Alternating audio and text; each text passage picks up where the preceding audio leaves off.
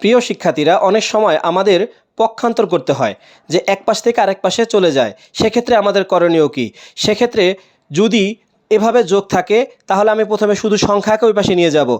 মনে রাখবা, এই পাশ থেকে যদি ওই পাশে যায়, এই যে যোগ থাকলে যা বিয়োগ হয়ে যাবে, যদি বিয়োগ থাকতো তাহলে যোগ হয়ে যেত। তাহলে যোগ 4 আছে, এ পাশে যা বিয়োগ 4 হয়ে গেছে। তাহলে 8 থেকে তুমি যদি 4 বিয়োগ করে থাকে 4। আবার এই 2 আর এক্স এ পাশে কী আকারে আছে? গুণ আকারে আছে। তো পাশে যা কী হয়ে যাবে? ভাগ। যেমন দেখো, এই 2 আর এক্স এ পাশে গুণ আকারে আছে, ও পাশে যা হয়ে গেছে ভাগ। তাহলে তুমি যদি 2 দিয়ে 4কে ভাগ দাও তাহলে হবে 2। আশা করি তোমরা সহজেই বুঝতে পেরেছ।